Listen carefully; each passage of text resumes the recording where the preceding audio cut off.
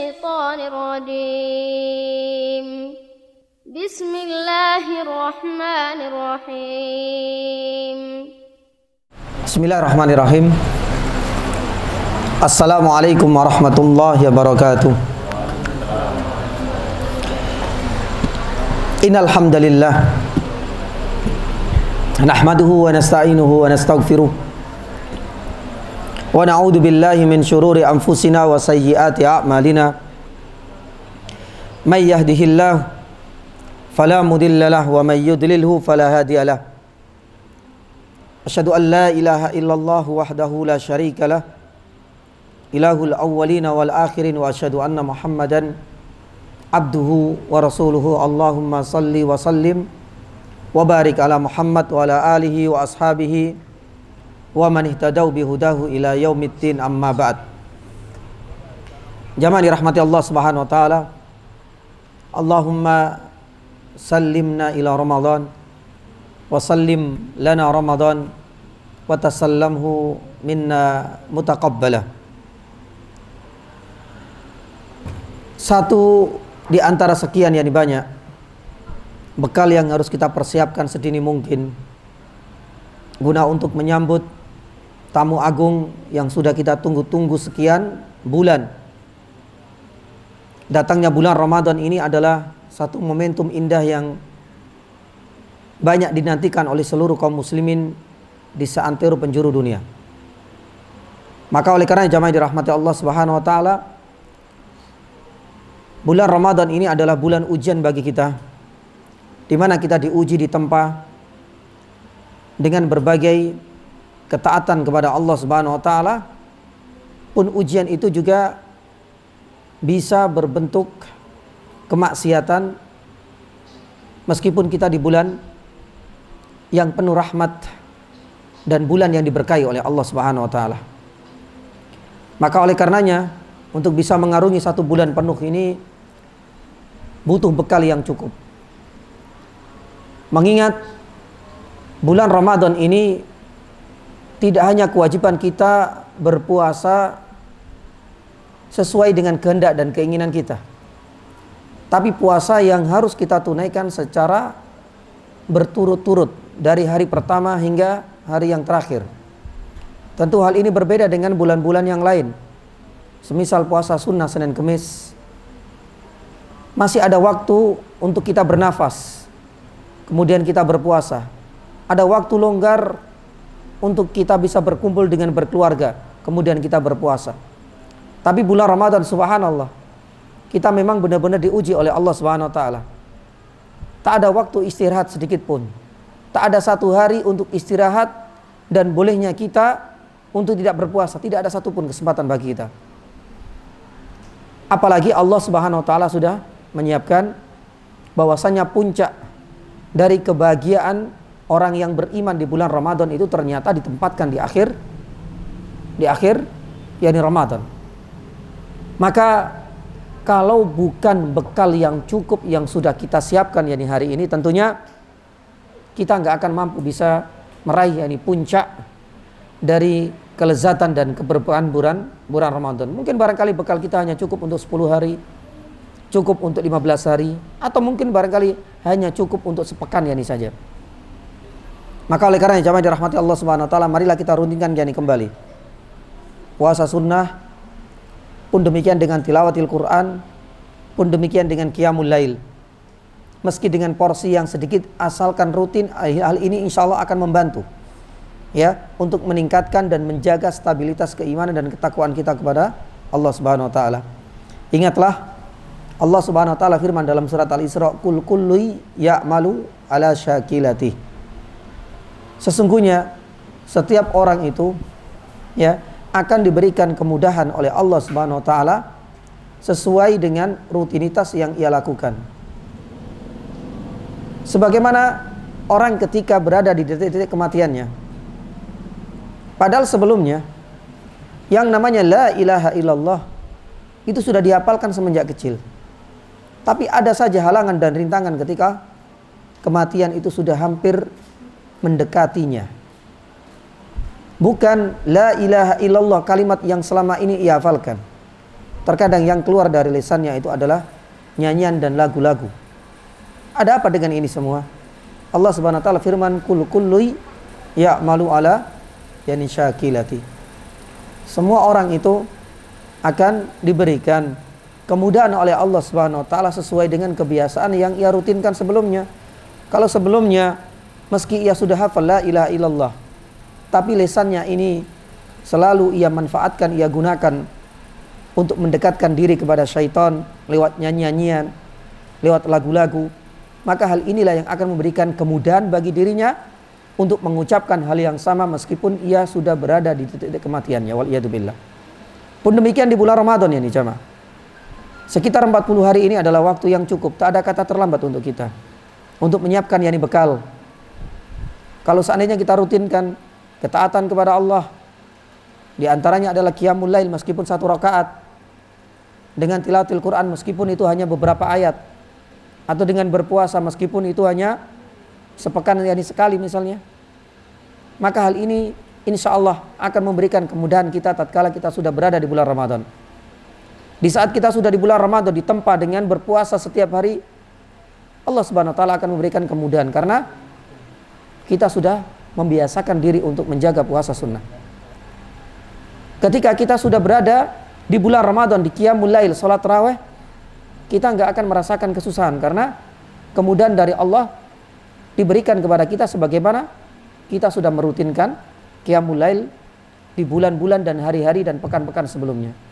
Pun demikian dengan tilawatul Quran, tak akan ada perasaan berat, susah, atau mungkin barangkali kita merasa kehidupan yakni kita ini terbebani dengan tilawatil Quran. Perasaan seperti ini tak akan kita rasakan di bulan Ramadan. Bila mana sebelum bulan Ramadan kita sudah membiasakan untuk tilawatil yakni Quran. Maka ingatlah yakni jamaah yang dirahmati Allah Subhanahu wa taala, ya, orang yang sukses ketika sudah melewati 1 bulan ujian di bulan Ramadan itu adalah ketika mereka mampu menjaga yakni keseimbangan dan stabilitas yakni keimanan yakni mereka. Dan tentunya ini bukan sesuatu yang instan bisa langsung dirasakan di bulan Ramadan, tidak. Tapi butuh persiapan dan bekal yang cukup lama sebelum datangnya bulan yang sudah dinanti-nantikan tersebut. Jamaah dirahmati Allah Subhanahu wa taala, mudah-mudahan muqaddimah ini sebagai reminder dan pengingat bagi kita semua, ya, dengan dekatnya bulan Ramadan ini selayaknya kita semakin memperkuat yakni keimanan kita kepada Allah Subhanahu wa taala, dan kita harus mampu membekali diri kita ini dengan rutinitas amalan-amalan soleh meski amalan tersebut dianggap remeh atau mungkin barangkali mudah untuk ditinggalkan oleh sebagian kaum muslimin, tapi insya Allah rutinitas ini akan membantu stabilitas keimanan kita tatkala kita nanti di bulan Ramadan. Taib. Jamaah yang dirahmati Allah Subhanahu wa taala, pada pertemuan sebelumnya atau 2 pekan yang lalu, ya, kita baru mengambil beberapa faedah yang bisa kita petik dari dakwah Nabi Shallallahu Alaihi Wasallam secara sembunyi-sembunyi. Memang ini adalah satu momentum di mana Rasulullah Shallallahu Alaihi Wasallam sudah mulai berdarah-darah di sini.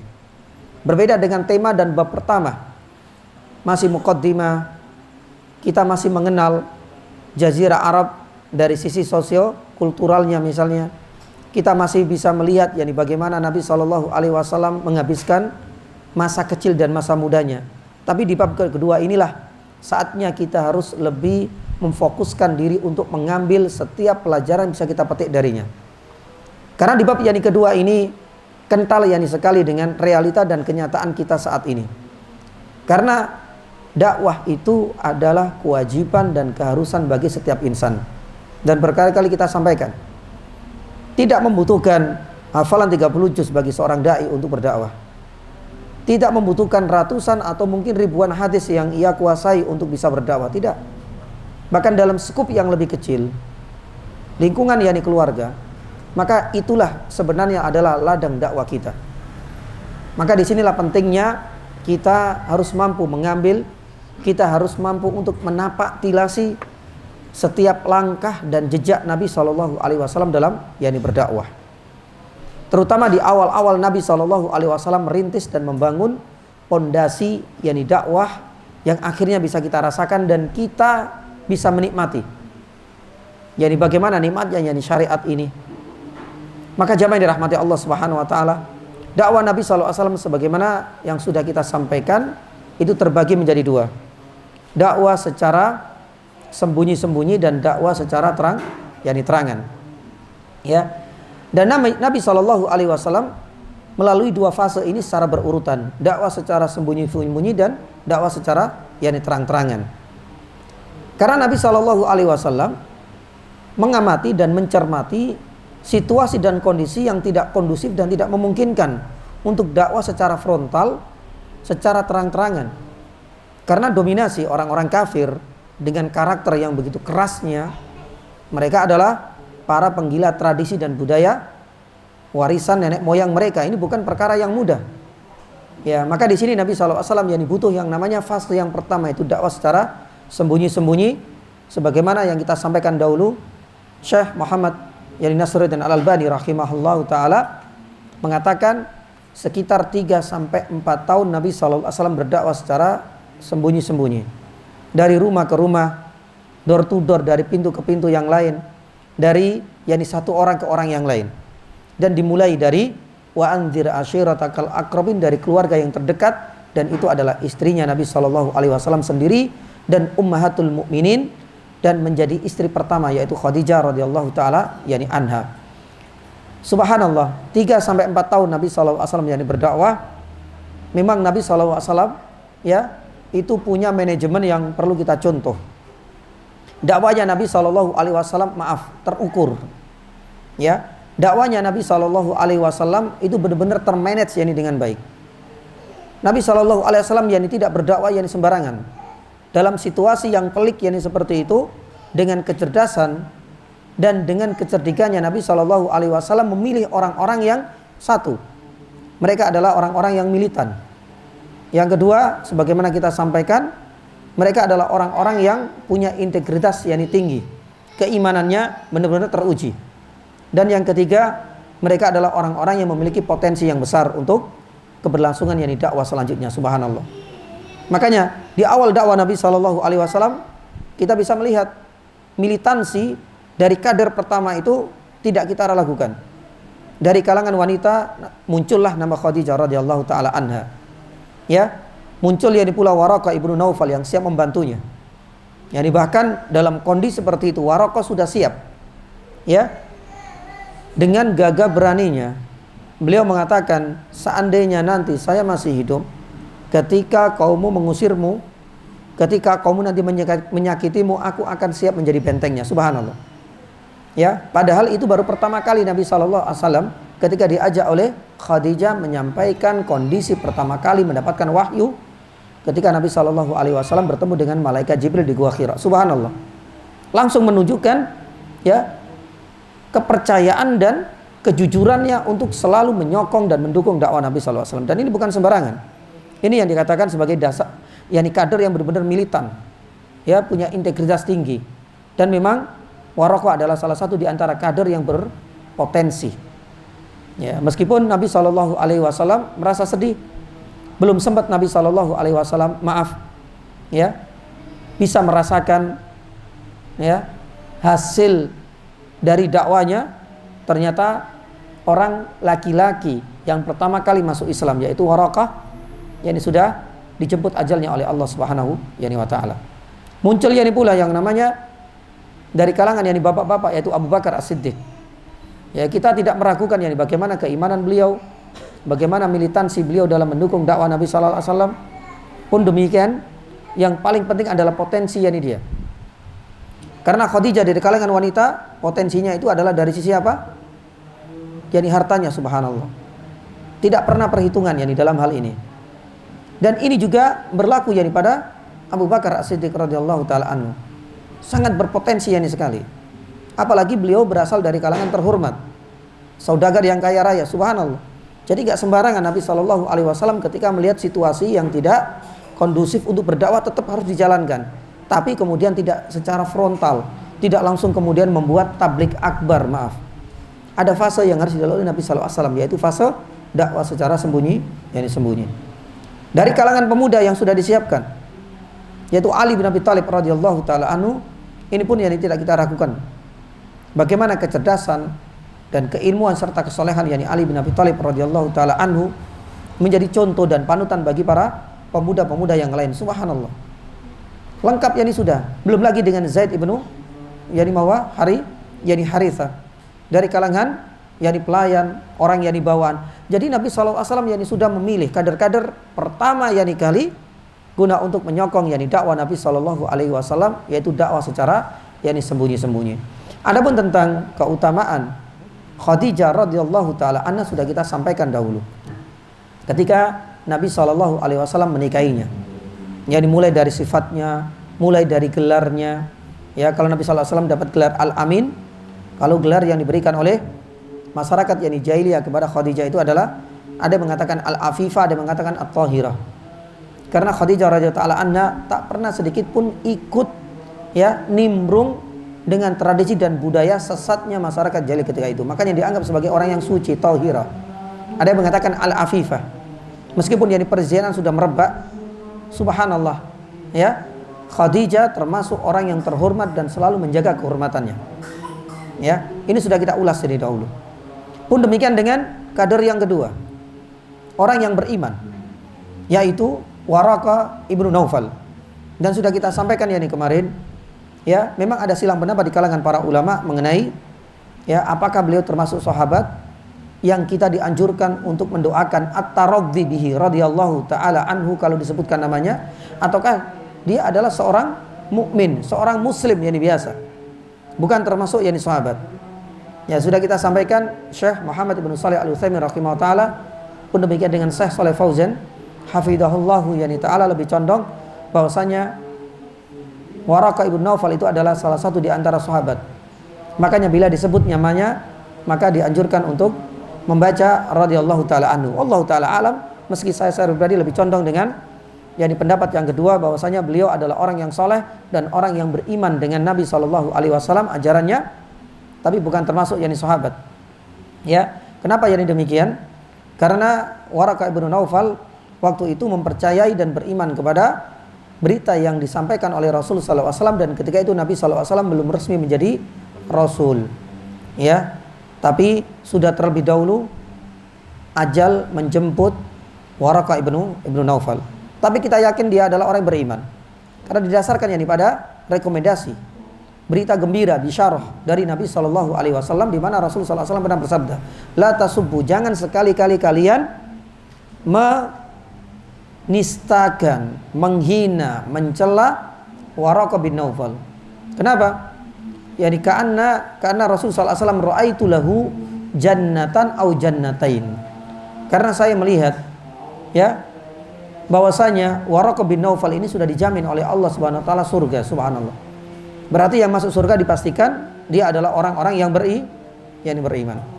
Karena hadis inilah yani para ulama yakin bahwasanya beliau adalah orang yang beriman. Cuma statusnya apakah sahabat ataukah yani tidak, ini yang diselisihkan. Ya. Adapun yang ketiga, ya, kita akan mengulas keutamaan dari Abu Bakar, dan ini adalah tema yang akan kita yani bahas pada malam hari ini.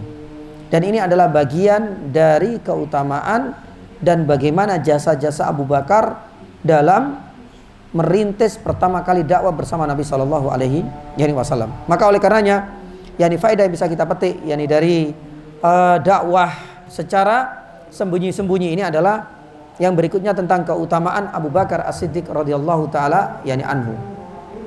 Jamaah yang dirahmati Allah Subhanahu wa taala, Abu Bakar As-Siddiq ini memiliki banyak sekali keutamaan-keutamaan. Ya. Beberapa ulama menyebutkan ada sekitar 6 keutamaan didasarkan pada hadis dan rekomendasi serta sabdanya Nabi Shallallahu Alaihi Wasallam. Namun dari sekian atau dari 6 keutamaan yang dimiliki oleh Abu Bakar ini, keutamaan yang terakhir yang ke-6 ini didasarkan pada hadis yang ya diyakini lemah yakni sanadnya oleh Syekh Al-Albani rahimahullah. Nanti kita akan sebutkan satu persatu. Keutamaan yang pertama, Abu Bakar As-Siddiq yakni radhiyallahu taala anhu. Nabi sebelumnya kita akan membahas tentang biografi terlebih dahulu ya. Abu Bakar As-Siddiq, Abu Bakar ya, ini adalah kunyah. Yani kunyah itu biasanya pakai Abu untuk laki-laki, Kalau perempuan pakai ummu. Biasanya seperti itu. Lah, biasanya pula kalau biasanya kita pakai abu, maka nama setelah abu itu biasanya adalah anaknya. Dan itu adalah anak yang tertua. Biasanya seperti itu. Tapi ini ada yang janggal pada nama Abu Bakar As-Siddiq radhiyallahu taala anhu. Karena putra dari Abu Bakar itu nggak ada yang namanya Bakar yani sama sekali. Maka oleh karenanya yang dijamai dirahmati Allah Subhanahu wa taala, beberapa ulama menjelaskan dan menyebutkan bahwasanya Abu Bakar ini memiliki anak 6. Ya, laki-laki nggak ada yang namanya Bakar. Ada Abdurrahman, ada Abdullah, ada Muhammad, ada Aisyah, ya, dan ada Ummu yani Kulsum, dan ada Asma. Nggak ada yang namanya Bakar. Ya, maka disinilah kemudian Imam Ibnu Qayyim rahimahullah dalam kitabnya Tuhfatul Maudud, beliau menyebutkan memang tidak ada riwayat yang jelas mengenai hal ini. Ya, dan kunyah ini memang tidak ada sisi historisnya. Sabab tasmiyah, sebab yakni penamaan dan asal usul penamaan dengan Abu Bakar ini memang tidak ada riwayat yang jelas mengenai hal ini. Kalau dahulu, maaf ya, waktu saya masih SD dikatakan Abu Bakar itu karena bakar itu mubakir. Apa artinya, Pak? Yani ada yang mengatakan dikatakan Abu Bakar itu karena bapak pagi-pagi. Karena pagi-pagi yakni beliau ketika ya didatangi oleh Nabi Shallallahu alaihi wasallam, diajak dakwah langsung kemudian apa? Yani beriman. Ya nggak tahu. Pernah dapat pelajaran seperti ini, Pak? Nggak pernah ya. Saya waktu SD dapat pelajaran seperti itu. Makanya Abu Bakar itu ya bukan yani bakar. Bakar itu mubakir. Ya disebut sebagai bapak yani pagi-pagi. Artinya segera beriman kepada Nabi SAW di waktu yani pagi ketika didatangi oleh Nabi SAW, diajak untuk beriman, yani beriman. Lah, tapi dari penelusuran yani para sejarawan, Abu Bakar ini ya tidak diketahui asal usul yani penamaan dan munculnya kunyah yani ini. Hanya saja untuk nama, lah ini ada riwayatnya. Namun sebagian di antara para sejarawan berbeda-beda. Ada yang mengatakan Abu Bakar ini nama aslinya adalah Abdullah. Ada yang mengatakan namanya Atiq. Ya, kenapa disebut yani Atiq? Ya, Atiq itu ada yang mengatakan karena wajahnya itu yani indah bersinar. Ya, dikatakan yani Atiq. Ini berbeda antara Ibnu Ishaq yani seorang sejarawan dengan sejarawan lain yani Ibnu Hisham. Tapi saya lebih condong dengan pendapatnya Ibnu Hisham, di mana nama aslinya beliau adalah Abdullah. Abu Bakar namanya aslinya adalah Abdullah, sedangkan Atiq itu adalah gelarnya. Ya, meskipun yang digelar yang diberikan oleh Nabi SAW itu bukan Atiq, tapi apa? As-Siddiq. Nanti kita akan yang disampaikan. Nah, jamaah dirahmati Allah Subhanahu Wa Taala, Abu Bakar ini juga unik dikaitkan dengan ayahnya. Ya, kalau beliau pakai kunyah Abu Bakar, bapaknya siapa? Abu Kuhafa. Lah ini namanya siapa? Jadi antara anak dengan bapak pakai apa? Pakai kunyah. Abu Bakar bin Abi Kuhafa. Abu Bakar menurut pendapat yang sahih namanya Abdullah. Sedangkan bapaknya Abu Kuhafa nama sebenarnya itu adalah Utsman. Jadi kalau kita gabung Abu Bakar bin Abi Kuhafa, nama aslinya itu adalah Abdullah, bapaknya siapa? Utsman. Ya, sedangkan yang gelar pertama bagi Abu Bakar itu adalah yani Atiq karena wajahnya bersinar dan yani indah. Allah Ta'ala yani a'lam yani bisawab. Lah di sini jamaah dirahmati Allah Subhanahu Wa Ta'ala ada silang pendapat ya mengenai orang laki-laki yang pertama kali beriman, Waraqah ataukah yani Abu Bakar. Kalau dahulu waktu kita SD atau SMP atau pernah kita mendengar yani kajian atau kita baca buku sejarah ya, orang yang pertama kali beriman dari kalangan laki-laki selalu yang disebut adalah siapa? Yang dewasa adalah Abu Bakar. Memang benar itu. Ya, tapi kita tidak boleh menafikan orang yang pertama kali secara mutlak beriman kepada Nabi sallallahu alaihi wasallam yaitu Waraqah ibnu Naufal. Ya, maka disinilah kemudian jamaah dirahmati Allah Subhanahu Wa Taala, sebagian yani ulama mutaakhirin mengatakan kalau dikaitkan dengan lelaki yang pertama kali secara mutlak masuk Islam itu adalah Waraqah. Ya, adapun orang yang pertama kali beriman dalam membantu peran dakwah pertama kali Nabi sallallahu alaihi wasallam barulah itu siapa? Abu Bakar As-Siddiq radhiyallahu taala. Karena Waraqah sudah kedahuluan diwafatkan oleh diwafatkan oleh Allah Subhanahu wa taala dan enggak sempat menyokong dakwanya Nabi sallallahu alaihi wasallam. Sedangkan Abu Bakar subhanallah mulai dari awal Nabi sallallahu alaihi wasallam merintis dakwanya dari kalangan laki-laki, Abu Bakar benar-benar all out. Apa yang dia miliki beliau sedekahkan guna untuk menunjang dakwahnya Nabi sallallahu alaihi wasallam, terutama dari sisi apa? Hartanya. Makanya di sini para ulama menjelaskan kalau secara absolut, secara mutlak Waraqah. Tapi kalau seandainya dikaitkan dengan laki-laki dewasa yang pertama kali masuk Islam dalam membantu peran dakwahnya Nabi sallallahu alaihi wasallam, barulah itu adalah Abu Bakar As-Siddiq radhiyallahu taala anhu. Taib. Ada beberapa faedah dan beberapa keutamaan yang dimiliki oleh Abu Bakar As-Siddiq. Yang pertama jamaah yang dirahmati Allah Subhanahu wa taala, Abu Bakar ini adalah sahabat yang sigap dalam menerima ajakan dakwah Nabi sallallahu alaihi wasallam. Artinya sigap ini tidak terlalu banyak perhitungan. Makanya di dalam sebuah riwayatnya ini ada yang meragukan kesahihannya, tapi beberapa riwayat yang lain mendukungnya. Dalam ilmu hadis itu disebut sebagai adanya namanya syawahid. Ada dalil-dalil pendukung yang lain yang menguatkan akan hal ini. Di mana di dalam riwayat tersebut disebutkan bahwasanya Rasulullah sallallahu alaihi wasallam itu pernah bersabda, "Ma aratul Islam ala ahadin illa kanat lahu kabwatan illa Abu Bakar." Subhanallah. Nabi sallallahu alaihi wasallam pernah bersabda, kata Nabi sallallahu alaihi wasallam, tidaklah aku ketika mengajak, menawarkan, mempromosikan, mendakwakan ajaran Islam ini kepada siapapun kecuali mereka semua itu ada rasa kabuah. Kabuah itu masih terbata-bata. Istilahnya itu nggak langsung nggak langsung menerima. Masih mikir dulu. Masih dihitung-hitung dulu. Masih ditimbang-timbang terlebih dahulu. Nabi SAW mengecualikan satu orang, illa Abu Bakrin katanya. Kecuali Abu Bakar. Kata Rasulullah SAW, fa innahu lam yatalatham fi qawli. Subhanallah. Dan ini yang kemudian Nabi SAW memuji Abu Bakar As-Siddiq radhiyallahu taala. Beliau adalah orang yang sigap. Ketika pertama kali diajak oleh Nabi SAW langsung kata Nabi SAW, la yatalatham, lam yatalatham. Artinya dia tidak terbata-bata. Nabi SAW mengajak berimanlah kepada Allah. Abu Bakar langsung sigap mengatakan aman tuh, saya beriman. Subhanallah. Dan itu tidak dijumpai di kalangan para sahabat yang lain. Subhanallah.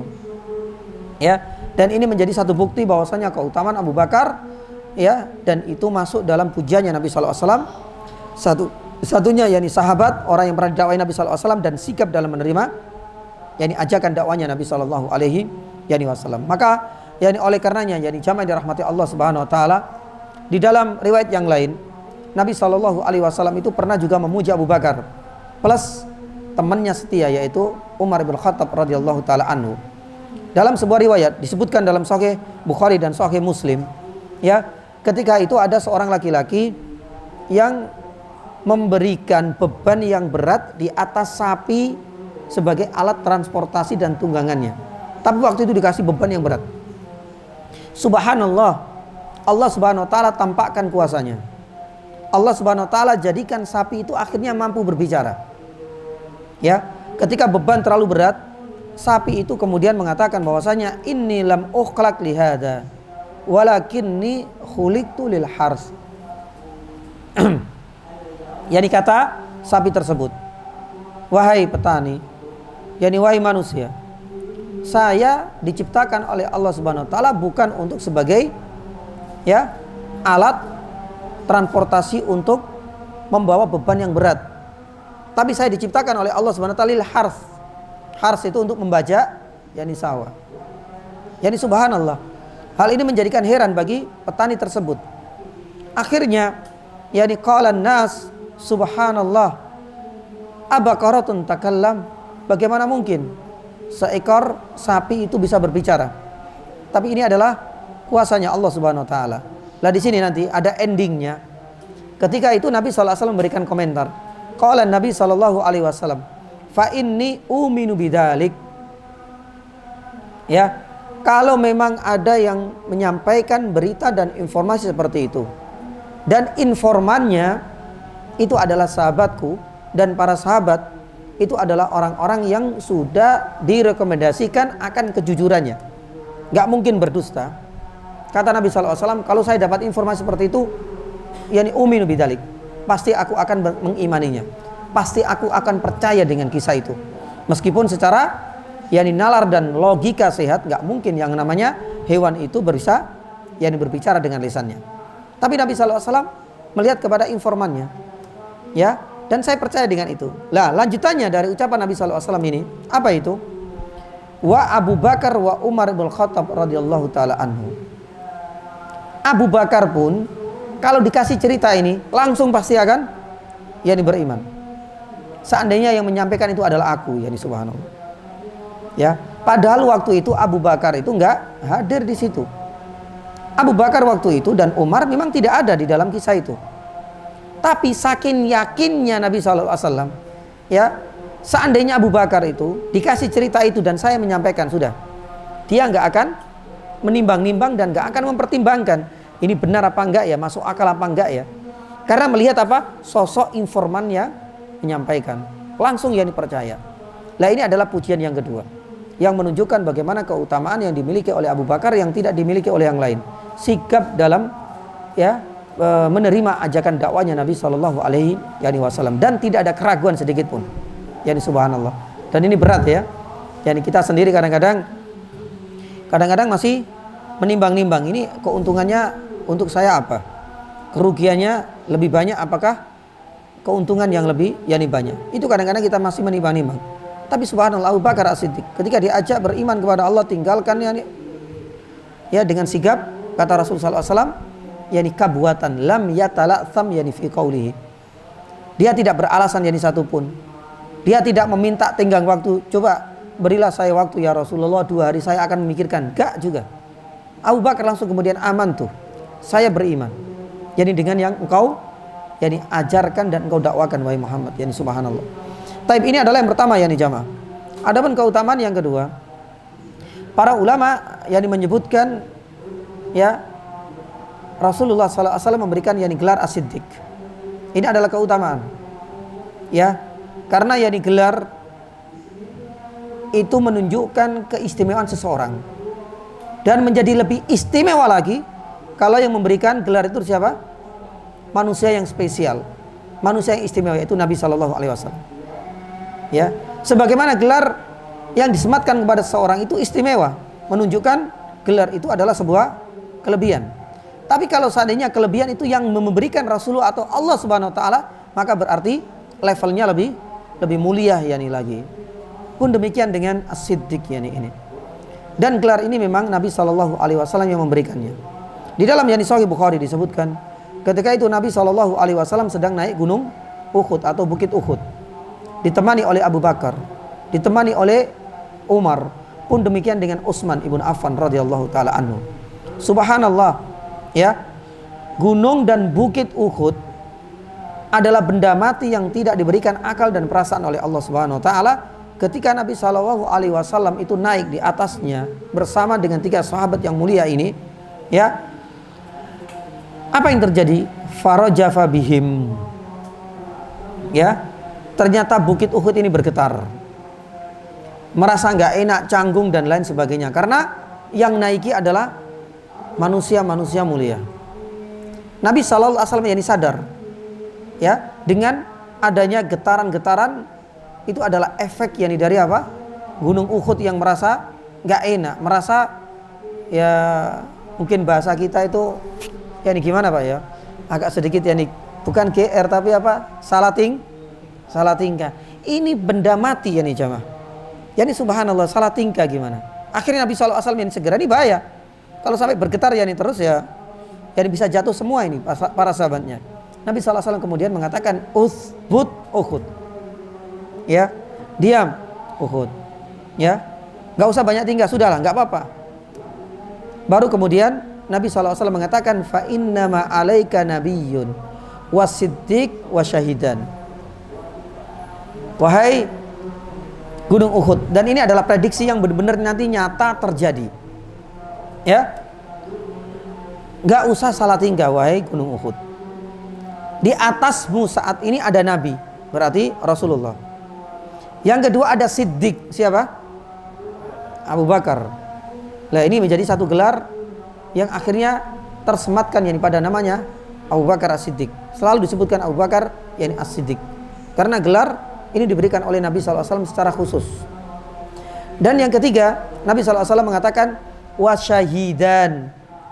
Dan ada dua orang yang akan mati syahid. Dan itu memang benar kan? Yang pertama siapa? yakni Umar. Umar akhirnya kelak yakni mati dibunuh ya oleh Abu Lu'lu' al-Majusi. Pun demikian dengan siapa? Utsman ibn Affan juga terbunuh. Wasyahidan. Taib. Nah, ini adalah keutamaan yang kedua.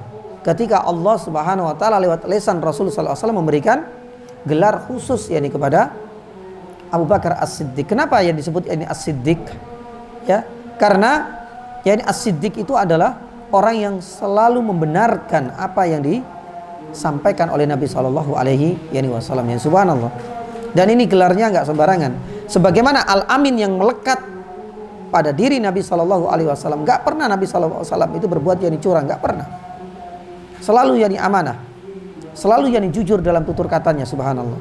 Nah, jamaah dirahmati Allah Subhanahu Wa Taala, ini adalah keutamaan yang kedua. Keutamaan yang ketiga.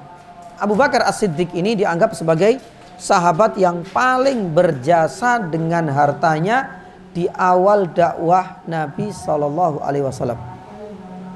Ya, jadi sahabat yang paling berjasa dengan hartanya di awal dakwah Nabi Shallallahu Alaihi Wasallam itu adalah Abu Bakar. Bahkan sebagian sejarawan mengatakan melebihi harta yang dikeluarkan oleh istri pertamanya Nabi siapa? Khadijah radhiyallahu taala yakni anha. Khadijah seorang saudagar kaya raya. Abu Bakar pun demikian. Tapi sebagian sejarawan mengatakan kalau dikalkulasi dibandingkan, orang yang paling berjasa, paling banyak menggelontorkan hartanya itu adalah Abu Bakar As-Siddiq. Maka oleh karenanya itu, yakni jamaah dirahmati Allah Subhanahu wa taala, pernah kita sampaikan ya. Ya. Sampai Nabi sallallahu alaihi wasallam memujinya. Pujian ini melebihi pujian yang diberikan kepada Khadijah. Kalau Khadijah pujiannya itu lebih kepada dakwah secara umum, kecantikannya, dedikasinya.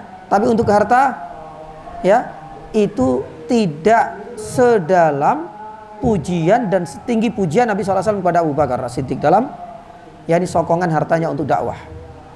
Di dalam sebuah hadis disebutkan oleh Imam Tirmidzi dalam sunannya dan disahihkan oleh Syekh Al-Albani rahimahullah taala, di mana Rasulullah Shallallahu Alaihi Wasallam pernah bersabda memuji begitu besarnya dan banyaknya harta yang sudah digelontorkan oleh Abu Bakar dalam dakwanya Nabi. Mana fa'ani malun qat, katanya.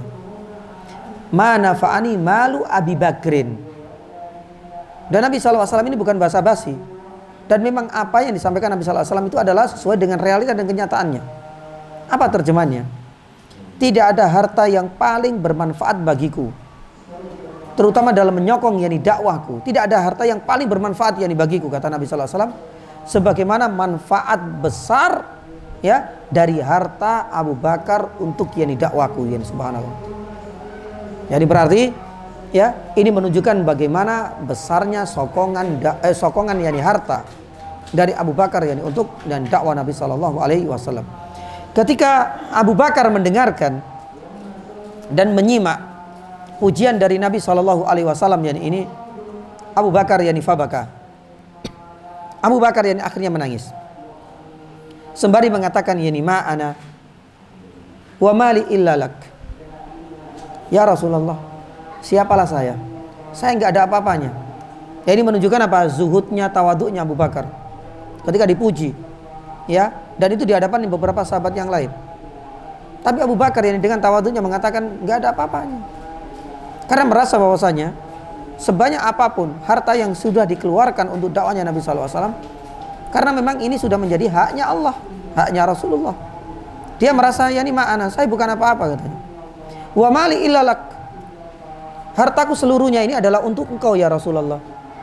Dan memang saya sudah wakafkan seluruh hartaku ini untukku. Makanya kita pernah sampaikan satu kisah yang menjadikan Umar ibn Khattab radhiyallahu taala anhu merasa malu, dan semenjak itu sudah tidak mau bersaing dan berkompetisi lagi dengan Abu Bakar dalam urusan sedekah. Ketika Umar mensedekahkan berapa? Ya, separuhnya. Sedangkan Abu Bakar menyedekahkan berapa? Ya, seluruhnya, ya, subhanallah. Maka ini adalah bagian yakni dari besarnya, banyaknya harta yang dikeluarkan oleh Abu Bakar As-Siddiq yakni untuk keperluan dakwanya Nabi Sallallahu Alaihi Wasallam sampai beliau mendapatkan yakni pujian dari Nabi Sallallahu Alaihi Wasallam.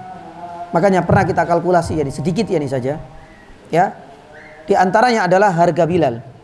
Harga Bilal itu 9 ukiah emas. Ya, kalau seandainya yakni kita kalkulasi itu sekitar 200-an yakni juta untuk satu Bilal, untuk satu harga budak. Padahal yakni banyak budak yang dimerdekakan oleh Abu Bakar As-Siddiq. Ya, ada sekitar 5 atau 6 bahkan lebih.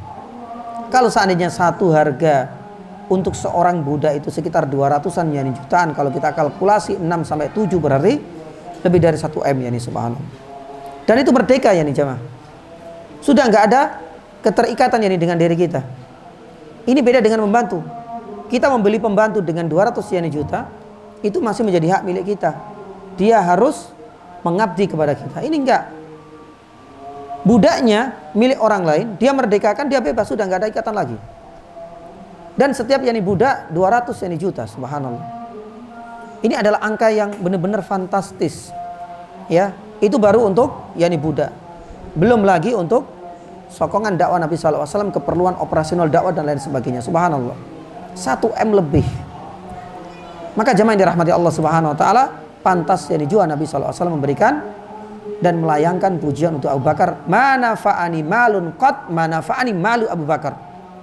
Jadi harta sebanyak apapun yang dimiliki oleh para sahabat manusia seluruh dunia, yakni bahasanya Nabi SAW seperti itu ya, kalau kita agak sedikit hiperbolis, itu nggak ada yang paling lebih bermanfaat untuk dakwah kecuali harta yakni Abu Bakar As-Siddiq. Karena memang di awal-awal Nabi SAW memang butuh dukungan secara moral ya dan secara immoral. Ya, butuh yakni dukungan secara moral maupun butuh dukungan secara finansial. Dan Abu Bakar, kata Nabi SAW, disinilah perannya yang beliau, peran sentralnya kentara yakni sekali dengan dukungan apa? Dua-duanya sekaligus. Moral yang dia berikan, finansial pun ya Nabi Abu Bakar As-Siddiq radhiyallahu taala anhu enggak pernah perhitungan, yakni subhanallah. Kemudian keutamaan yang keempat, Abu Bakar As-Siddiq ini dijadikan kekasihnya Nabi sallallahu alaihi wasallam. Dan itu sempat dilontarkan oleh Nabi sallallahu alaihi wasallam dengan lisannya.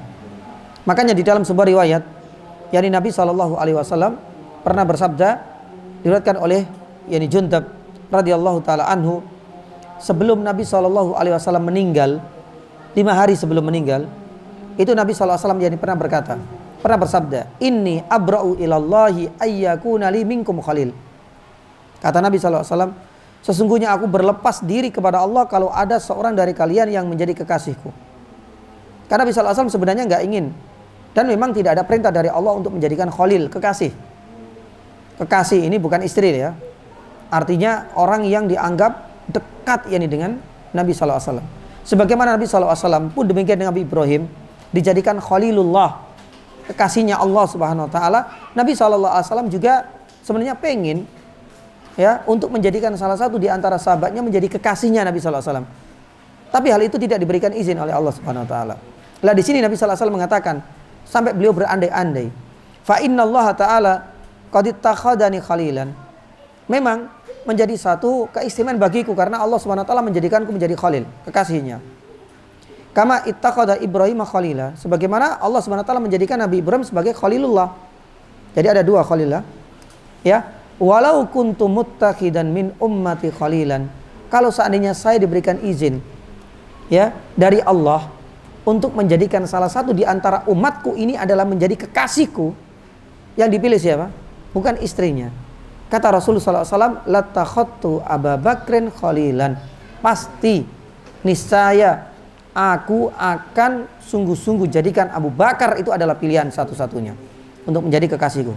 Tapi tetap tidak diberikan izin oleh Allah. Tapi kalau seandainya diberikan izin oleh Allah, pasti Abu Bakar itu adalah pilihan pertama dan terakhir untuk menjadi Khalilul Nabi sallallahu alaihi wasallam. Ini adalah keutamaan yang keempat. Keutamaan yang kelima, jamaah dirahmati Allah Subhanahu wa taala, Abu Bakar ini menjadi laki-laki secara umum, ya. Laki-laki secara mutlak yang paling dicintai oleh Nabi sallallahu alaihi wasallam. Subhanallah. Laki-laki yang paling dicintai oleh Nabi sallallahu alaihi wasallam itu adalah Abu Bakar. Makanya di dalam sebuah hadis disebutkan oleh Imam Bukhari dalam sahihnya pun demikian dengan Imam Muslim. Ya. Lah di sini Amr ibn al-As itu pernah berkata, ya, di mana Amr ibn al-As ini pernah bertanya kepada Nabi sallallahu alaihi wasallam, "Ayyun nasi ahabbu ilaik?" Ya Rasulullah, siapakah manusia secara absolut yang paling engkau cintai? Dijawablah Aisyah. Itu kalau perempuan ya Rasulullah. Saya pengen bertanya laki-laki, minar rijal, kata Amr bin As. Ya, ternyata Nabi SAW menjawab Abuha, bapaknya Aisyah. Berarti siapa? Abu Bakar As-Siddiq. Ya, qultu tsumma man? Kemudian siapa lagi setelah Abu Bakar dari kalangan lelaki? Ya, baru Nabi SAW menunjukkan ranking kedua Umar. Ya, fa'adda rijalan. Setelah Umar, Nabi SAW menyebutkan beberapa sahabat-sahabat yang lain dan tidak disebutkan siapa mereka. Fasakattu, akhirnya saya enggak bertanya lagi. Kenapa? Amr bin As makhafatan, khawatir ayyaj'alani fi akhirihim. Khawatir namaku nanti juga termasuk di antara yang disebut oleh Nabi SAW di paling akhir. Akhirnya beliau sakat, diam, tidak mengucapkan dan tidak bertanya lagi. Sudah cukup ya Rasulullah, sudah. Tapi kesimpulan di sini, ranking pertama, ya, dari lelaki yang paling dicintai oleh Nabi SAW itu adalah Abuha atau Abu Aisyah, yaitu Abu Bakar As-Siddiq radhiyallahu taala anhu. Dan yang terakhir, yang keenam, atau sebelum terakhir ya, yang keenam, Abu Bakar As-Siddiq ini mendapatkan jaminan keamanan, ya, dari Nabi SAW, menjadi manusia satu-satunya yang tidak boleh disakiti oleh siapapun. Dan itu sudah Nabi SAW sebagai jaminannya. Nah, ini disebutkan ada sebuah kisah yang diriwayatkan oleh Abu Darda radhiyallahu taala anhu. Ketika itu Abu Darda ini bersama dengan Nabi.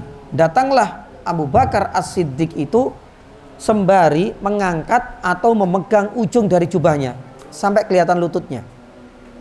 Lah, ini ada yang janggal.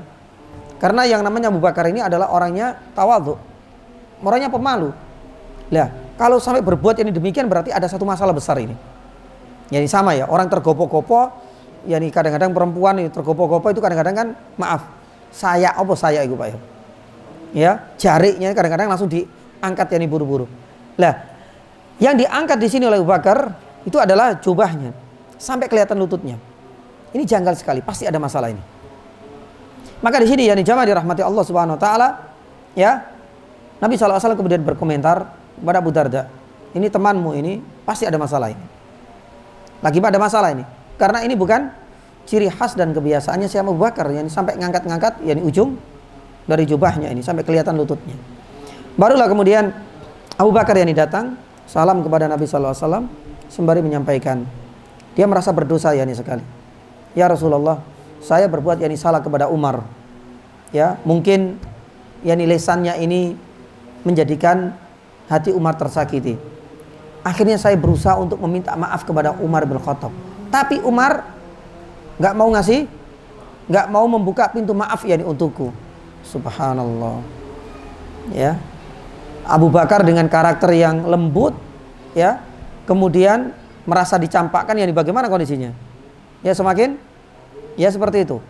Abu Bakar ghamar kata Rasulullah SAW. Ya sudah linglung, bingungnya luar biasa sekali.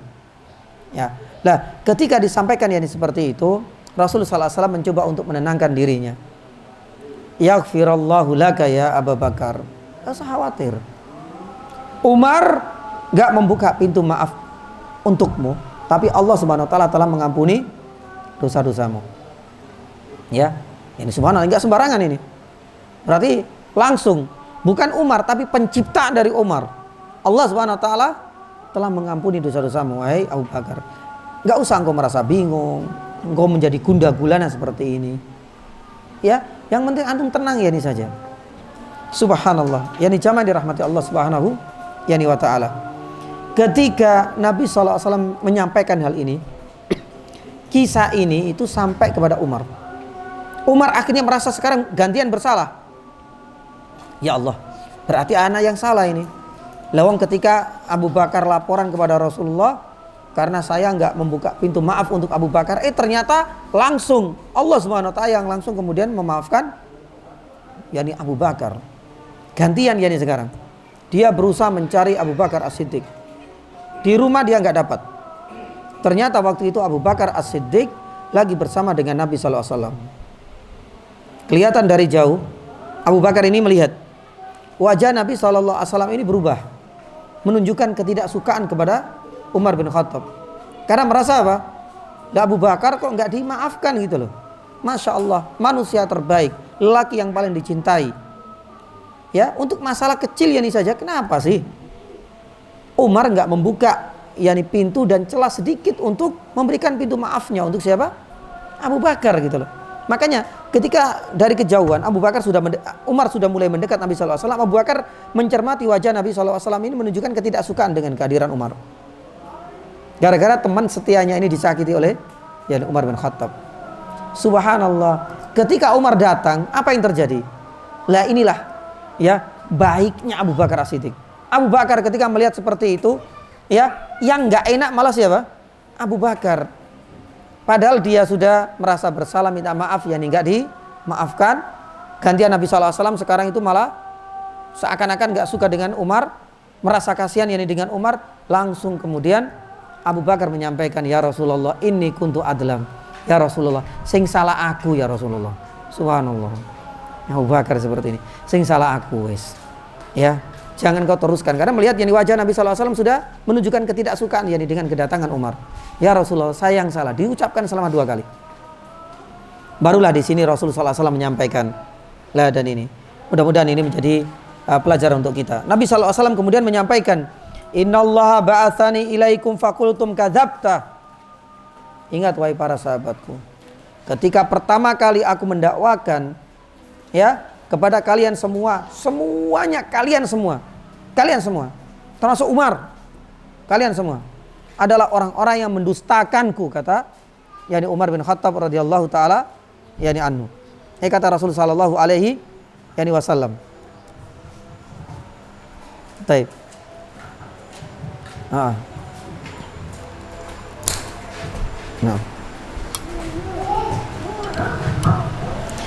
Kata Rasul sallallahu alaihi wasallam, faqad kadzab, kalian semua mendustakanku.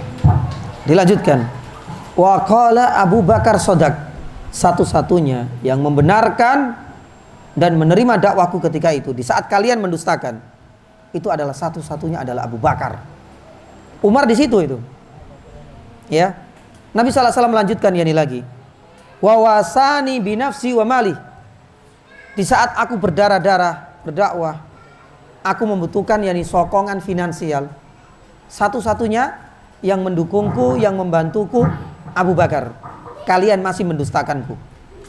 Disampaikan oleh Nabi SAW di hadapan sahabat. Umar juga ada, Abu Bakar pun ada. Ya, ini kalimat terakhirnya nih, endingnya. Ya, fahal antum tariku li sahibi, kata Rasul sallallahu alaihi wasallam. Nabi sallallahu alaihi wasallam kemudian mengatakan, apakah kalian tidak bisa meninggalkan untuk menyakiti teman terbaikku ini? Siapa? Abu Bakar. Seakan-akan ini menunjukkan kalian semua itu nggak ada apa-apanya. Padahal kasusnya di sini itu kasusnya antara Abu Bakar dengan siapa? Umar.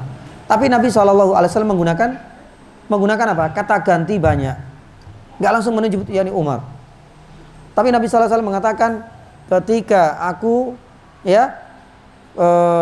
menyampaikan dakwah, kalian semua mendustakan kecuali Abu Bakar. Dengan dukungan hartanya, dengan sokongan moralnya. Ya, satu-satunya Abu Bakar yang beriman. Fahal tariku, lah di sini tariku itu kembali kepada para sahabat yang lain. Ya, apakah kalian itu, kata Rasulullah SAW, Apa kalian tidak bisa meninggalkan untuk menyakiti temanku tercinta ini? Semuanya, tidak hanya Umar, tapi ditujukan kepada seluruh yang para sahabat. Yani subhanallah. Ketika itulah, lihat di sini, ya di penutupnya di sini, fama udiya ba'daha. Setelah kejadian ini, subhanallah, tak ada satu pun di antara para sahabat yang berani untuk menyakiti siapa? Abu Bakar As-Siddiq radhiyallahu taala. Subhanallah. Jaminan sudah. Para sahabat sudah takzimnya luar biasa kepada Abu Bakar As-Siddiq radhiyallahu taala yani anhu. Karena teringat yani terus dengan Nabi sallallahu alaihi wasallam. Sudah, kita itu enggak ada apa-apanya dengan Abu Bakar As-Siddiq. Karena ini sudah menjadi satu jaminan ya perlindungan dari Nabi sallallahu alaihi wasallam. Adapun yang terakhir yang dijamaah dirahmati Allah Subhanahu wa taala ya berkaitan yani dengan timbangan iman Abu Bakar bila dibandingkan dengan iman seluruh manusia di atas muka bumi ini kecuali para nabi. Ya, di dalam sebuah hadis disebutkan, tapi hadis ini ternyata didhaifkan oleh Syekh Albani rahimahullah yani taala. Di mana Rasul sallallahu alaihi wasallam pernah bersabda dari Abdullah ibnu Umar, "Lau wuzina imanu Abi Bakr bi imani ahlil ardi la rajah." Kalau seandainya timbangan itu kan punya dua ya. Apa namanya, Pak? Dua apa ini, Pak? Dua ya, kalau dua timbangan ya, Pak ya.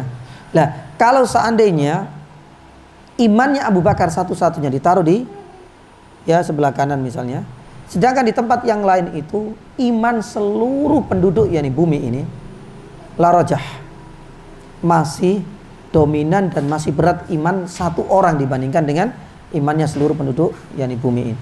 Ya, ini menunjukkan akan keutamaan yang terakhir yakni dari Abu Bakar, tapi yakni banyak di kalangan para ulama hadis terutama adalah Syekh Albani rahimahullah taala mendhaifkan yani hadis yani ini.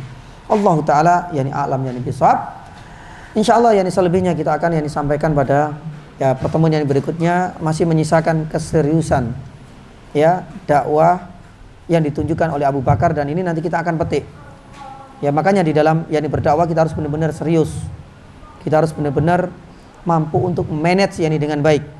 Dan itu nanti kita bisa buktikan bagaimana Rasul SAW serius yani sekali memilih potensi-potensi. Ketika Abu Bakar yani sudah kepegang, Abu Bakar pun yani serius yani banget.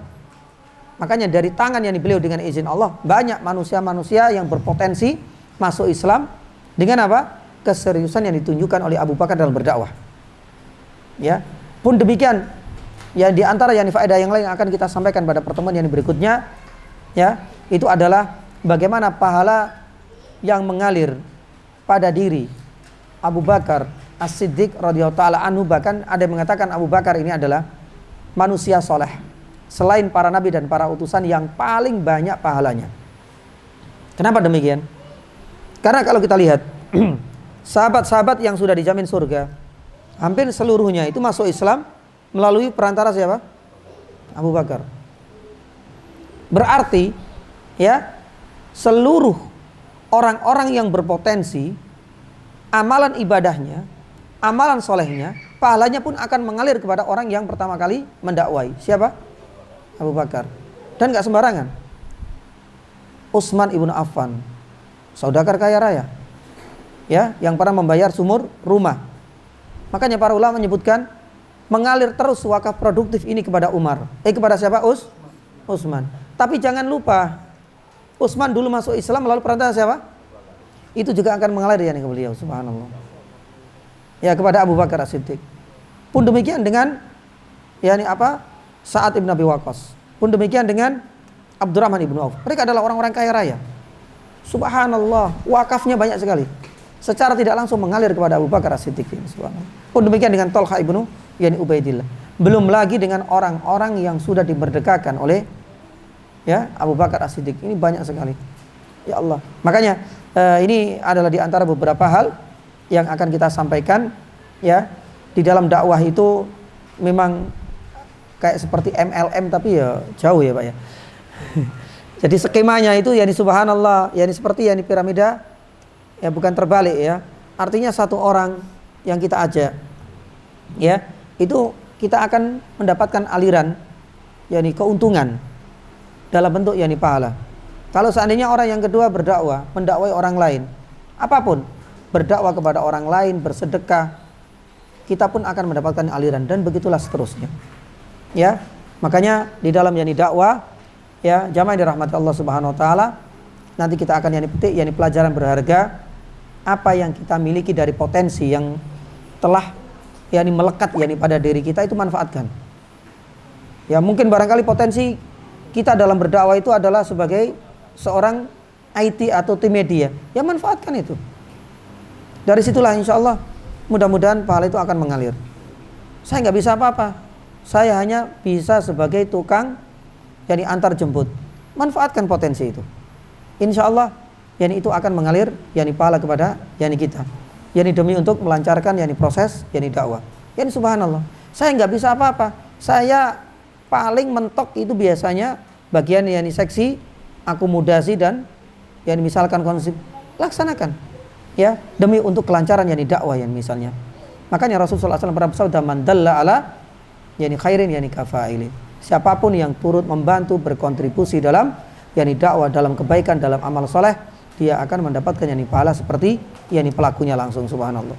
Dan ini penting yani sekali yani pahala, faedah dan pelajaran yang bisa kita petik yani dari dakwah. Selebihnya dan selengkapnya insya Allah kita akan sampaikan pada pertemuan yang berikutnya. Ada pertanyaan yani jamaah?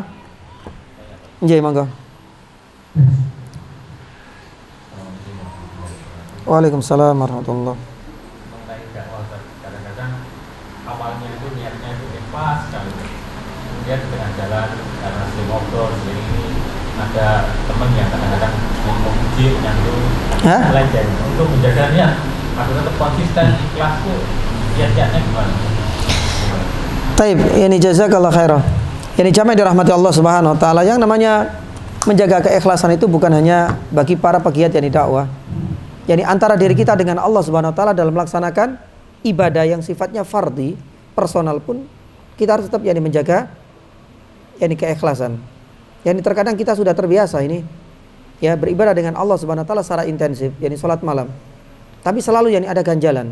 Kayaknya enggak nikmat kalau enggak diceritakan. Lah ini kan menjadi satu apa? Yani satu batu yani sandungan untuk yani kita. Lah hal seperti ini akan bisa mengurangi, bahkan bisa menggugurkan yani seluruh pahala yang bisa kita dapatkan dari amalan soleh tersebut. Pun demikian, tatkala kita itu berdakwah, ya baik yani kita posnya sebagai seorang penceramah, atau kita adalah sebagai seorang ketua takmirnya, atau kita adalah yani bagian dari PC lapangannya, atau ketua panitia tablik akbar misalnya dan lain sebagainya, guna untuk melancarkan yani sebuah dakwah di suatu tempat, ya maka ini pun yani perlu untuk menjaga apa? Yani konsistensi keikhlasan yani kita yang di dalam meraih yani pahala dan ketaatan kepada Allah Subhanahu yani wa taala. Dan memang yani yang namanya syaitan itu tidak akan yani berhenti untuk selalu mencoba meragu-ragukan yani nilai keikhlasan yani kita semua. Lah salah satu di antara tips yang paling yani mudah yani jamaah yang dirahmati Allah Subhanahu yani wa taala, ya ingat bahwasanya yang namanya hati ini dikatakan hati karena sering apa? Ya berubah-ubah. Ya kadang-kadang ketika yani penyakit yani riya itu bisa kita hilangkan, terkadang yani syaitan itu mengelabui yani kita dengan penyakit yang lain, sum'ah. Ayo sum'ah. Ketika yani sum'ah mampu yani kita yani binasakan, kita musnahkan, terkadang muncul lagi dengan penyakit yang lain, misalkan apa? At-tafakhur wal ujub muncul lagi. Ya memang yani seperti itu. Maka di sini yani perlu yani kita untuk membaca yani doa itu yang pertama kali. Ya dengan doa-doa yang warid yani dari Nabi sallallahu alaihi wasallam, ya muqallibal qulub tsabit qalbi ala yani dinik, ya musarrifal qulub sarrif yani mawa qalbi ala yani taatik. Doa-doa seperti ini adalah bagian dari ya usaha dan upaya kita untuk menjaga keikhlasan yani kita. Itu yang pertama. Kemudian yang kedua yani jamaah dirahmati Allah Subhanahu yani wa taala. Di dalam yani kita menjaga keikhlasan yani dalam berdakwah, kalau itu sudah menjadi kewajiban kita, gak usah kita ragu-ragu untuk tetap yani all out yani mendukung dan membantu yani dakwah. Satu contoh yani misalnya ya tugas kita di dalam dakwah ini adalah tim media misalnya. Kok banyak orang itu memuji, akhirnya saya nggak mau lah, saya tinggalkan. Padahal banyak orang yang nggak paham dengan media. Ya jangan tinggalkan karena sudah tugas kita. Ya, maka yani di dalam hal ini adalah bagian yani dari rayon yani syaitan. Kadang-kadang orang itu ini sudah tugasnya tapi diragu-ragukan, ayo. Ya, ini supaya engkau meninggalkan. Padahal ini tugas yani utamanya. Maka jangan sampai jamaah dirahmati Allah Subhanahu wa taala kita terbuai atau akhirnya kemudian hati kita ragu-ragu. Akhirnya kita tinggalkan malah dakwah itu. Kalau itu sudah tugas kita, ya sudah.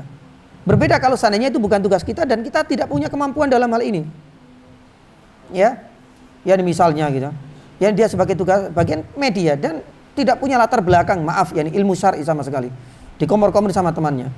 Sebenarnya jenengan ini yang paling pantas untuk berceramah, bukan sebagai medianya ini. Ya, akhirnya muncul perasaan apa nanti? Ujub. Oh iya ya. Kayaknya ustadznya ini enggak terlalu bagus. Mending saya ini. Ya akhirnya merangkap juga nanti. Lah hal-hal seperti ini yang akhirnya merubah kondisinya. Ya, dia sudah mulai ada perasaan ingin naik tingkat. Ya, ingin mendapatkan panggung. Lah ada penyakit yang lain. Apa namanya? Hubbus syuhra wa tasaddur. Kata Imam Syatibi dalam kitabnya Muwafaqat. Ya, ingin menaikkan rating dan popularitasnya. Wis pokoknya bermodal satu ayat wis di gowo ngalor ngidul sampai dadi ya. Semuanya dirangkap jadi satu. Muncul penyakit. Ini penyakit hati jamaah. Yang namanya apa? Ingin popularitas. Ini penyakit hati semuanya. Jadi subhanallah, syaitan itu selalu merubahnya. Ya, kalau seandainya itu bukan potensinya, itu bukan kapasitasnya, ya nggak usah. Ya, maka jamaah dirahmati Allah Subhanahu wa taala, ini penting sekali. Kemudian yang berikutnya, ya, di saat kita itu memang berada pada tracknya, posisi kita, potensi saya memang di media misalnya. Maaf media terus ini. Ya. Lah. Kemudian terkadang banyak yang namanya apa? Cemoohan. Medianya ini telat ini terus dan lain sebagainya. Ya, misalnya seperti itu jamaah. Ya, kita nggak usah hiraukan. Jangan sampai kita berkecil hati kemudian mutung. Bismillah, ya nggak ada masalah. Ya, itu mungkin barangkali cambuk bagi kami, bagi saya secara pribadi untuk lebih apa? Serius. Lah ini nanti ada keseriusan dalam dakwanya siapa? Abu Bakar As-Siddiq radhiyallahu anhu. Ya kita minta maaf. Jangan sampai kemudian mutung, kita memutus tali silaturahmi enggak. Di sisi lain, ketika kerja kita itu mendapatkan banyak pujian, jangan lupa. Lah ini juga menjadikan penyakit hati lagi. Berdoalah kepada Allah Subhanahu wa taala. Allahumma, dengan doa-doa masya Allah, tabarakallah, atau dengan doa Allahumma la tu'akhidni bima yaqulun waj'alni mimma waj'alni khairam mimma yadunnun waghfirli lima la ya'lamun. Dengan doa yang diajarkan oleh Nabi SAW seperti ini, agar kita enggak semakin gumede atau nanti punya penyakit yang lain. Ya. Ikhlas ini sudah dia jaga. Riya sudah dijauhkan. Sum'ah. Ya, karena dia enggak siap dalam menerima apa? Pujian-pujian, akhirnya muncul penyakit hati yang lain. Apa itu? Ujub. Maka untuk menangkal hal ini, doa dengan seperti ini. Allahumma fir lima la ya'lamun waj'alni khairan mimma yadunnun. Allahumma la tu'akhidni mimma yaqulun. Doa-doa seperti ini, ya Allah, ya, jangan engkau jadikan ini sebagai dosa yang menjadi beban bagiku, dan jadikan aku lebih baik daripada pujian-pujian mereka. Mereka enggak tahu apa yang ada pada diriku. Mungkin barangkali saya tidak sebaik dan tidak sempurna sebagaimana yang mereka puji untukku. Waj'alni khairam mimma yadunnun waghfir lima la ya'lamun. Ya, dan ampunilah dosa-dosaku. Ya, karena mereka enggak tahu sesungguhnya saya ini juga manusia yang belepotan dengan dosa. Ya, doa-doa seperti ini untuk menjaga apa? Stabilitas, keseimbangan, keikhlasan kita di dalam berdakwah. Mungkin ini adalah di antara beberapa tips-tips ringan kita dalam menjaga keikhlasan kita. Yang penting jangan mudah mutung dan jangan kemudian pengen segera pansos. Oh, pansos itu, Pak. Ya, belum waktunya ya. Taib, apalagi itu enggak kapasitasnya, hati-hati. Ya, mudah-mudahan itu dengan doa-doa itu yang paling gampang ya. Taib. Berikutnya ada pertanyaan, apakah terlewat waktu sholat karena ketiduran dianggap menyia-nyiakan sholat?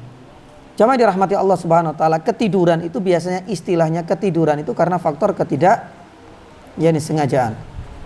Ketiduran, ya. Intinya kita ambil tidur gitu saja. Tidur itu ada dua kemungkinan. Memang dia sengaja untuk tidur di saat ada panggilan adzan, atau memang dia itu memang benar-benar ketiduran. Kalau memang benar-benar dia itu tidur disengaja padahal sudah adzan atau sudah mendekati adzan, tapi dia paksa untuk tidur. Dia sengaja untuk itu semua, jamaah dirahmati Allah, dan tidak ada udzur. Bagi orang yang sakit mungkin masih ada udzur. Ya, dia nggak ada udzur sama sekali. Maka dia itu masuk dalam ancaman dalam surat Al-Maun. Fawailul lil musallin alladzina hum an salatihim sahun. Sebagian ulama ada mengatakan mereka adalah orang-orang yang lalai. Satu, ada yang menafsirkan lalai ini adalah memang dia sudah ingat tapi lalai dengan kesibukan dan aktivitas pekerjaannya misalnya. Ya, makanya di sini disebutkan an sholatim sahun, bukan fi sholatim sahun. Ya, kalau seandainya fi sholatim sahun berarti orang itu lupa karena tidak sengaja. Sebagaimana orang yang lupa, oh ternyata saya belum sholat, itu lupa, tidak ada unsur kesengajaan. Tapi di sini ayatnya apa? An sholatim sahun, menunjukkan ada kesengajaan. Ya, karena terbuai dengan main PS, sudah adzan duhur. Diingatkan sama uminya, sudah sholat duhur, sebentar lagi ini. Ini udah mau level yang tertinggi, Dad. Sudah mau mendekati asar, sebentar nanti tak jamak, enggak ada adzan. Sampai kemudian maghrib pun demikian seperti itu. Maka berarti ini masuk dalam an sholatim sahun, lalai. Ya, yang akhirnya kemudian mereka tinggalkan. Ada sebagian ulama tafsir yang mengatakan mereka benar-benar meninggalkan dengan sengaja, tapi alasan lupa. Nah, ini banyak, ya. Nah, kalau seandainya unsur kesengajaan, maka ini jamaah yang dirahmati Allah Subhanahu wa taala menjadi ladang dosa baginya. Tapi kalau seandainya faktor ketiduran atau yang lain dia lupa, ya, bukan karena faktor kesengajaan, maka enggak ada masalah. Bahkan Rasulullah SAW bersabda, "Man nama an sholatin," dari sini. Ya, "Man nama an sholatin au nasiyaha." Barang siapa yang ketiduran. Nabi SAW mengatakan ketiduran karena faktor tidak ada kesengajaan di situ. Barang siapa yang ketiduran atau lupa, ya, fadzakaroha, kemudian baru dia ingat, falyusolliha idza dzakaraha. Maka ketika dia ingat, ketika itulah dia segera harus menunaikan salat tersebut. Tidak boleh menunda-nunda. Ya, maka kalau faktor ketiduran bukan karena faktor kesengajaan, maka hal ini diperbolehkan. Ya, dan langsung mensegerakan salat. Satu contoh, jam 10 dia tidur, bangunnya setelah atau menjelang maghrib, berarti ada 2 salat yang belum dilakukan, salat zuhur dan salat asar. Maka berdasarkan hadis ini, fal yusolliha, maka salatlah berapapun rakaat itu, salatlah. Para ulama menyebutkan harus mutataliyat, harus berurutan, jangan salat asarnya, salat zuhur terlebih dahulu baru kemudian salat asar, seperti itu. Jadi mutataliyah, berurutan sesuai dengan waktunya. Berapa rakaat karena tidak ada unsur kesengajaan. Tapi kalau seandainya sengaja, diqodho enggak? Dulu waktu SMP itu saya itu biasa enggak sholat.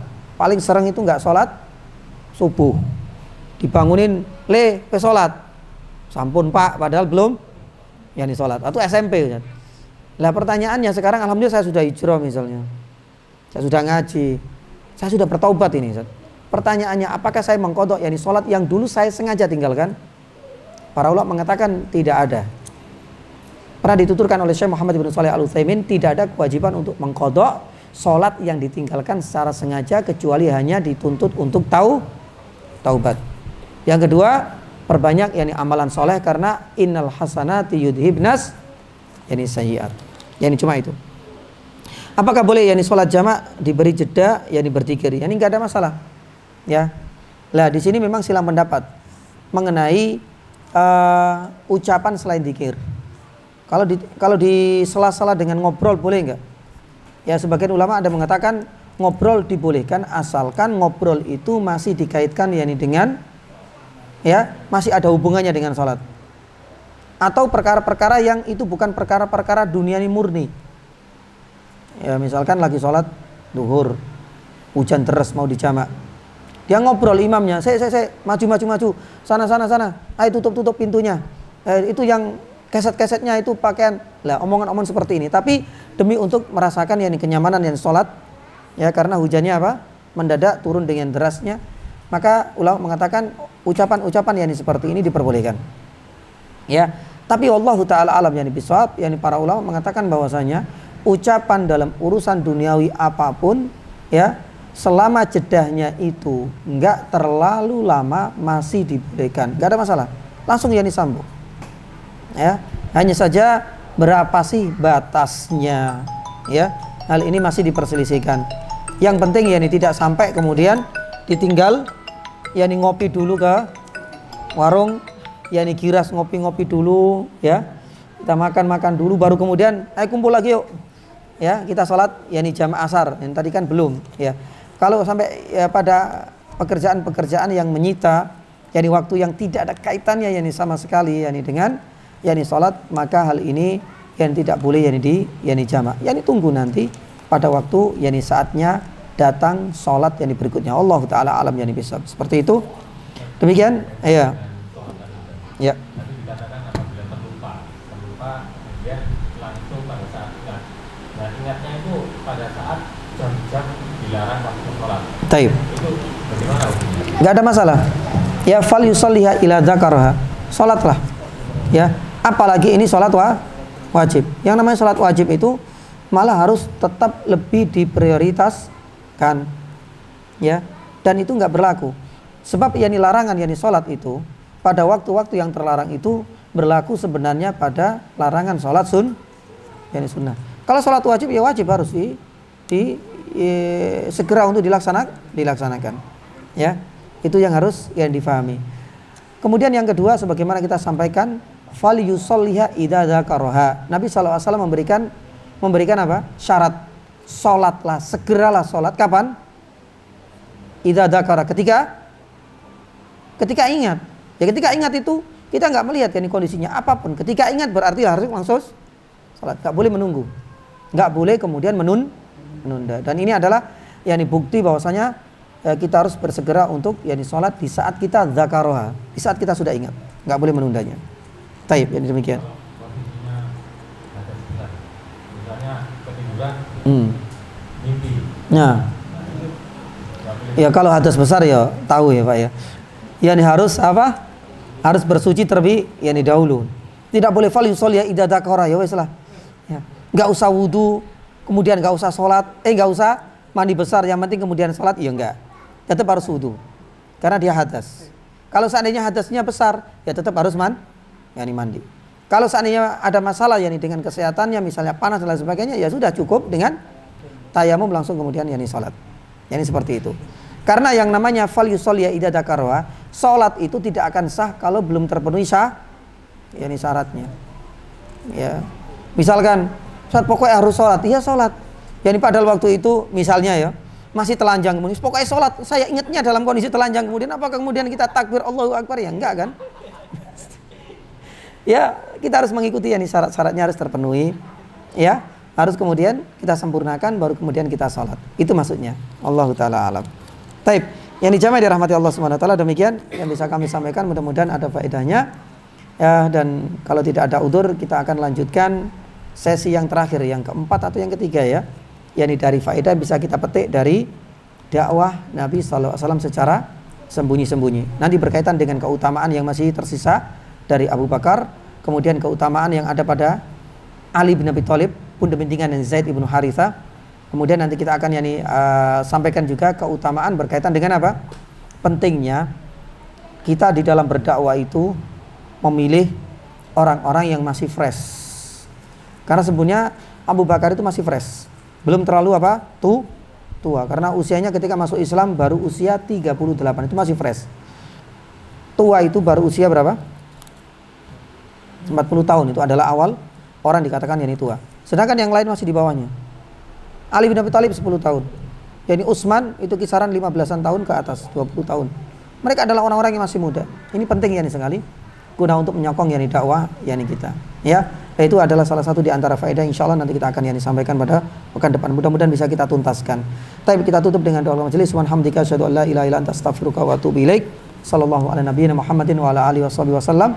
Wassalamualaikum warahmatullahi wabarakatuh.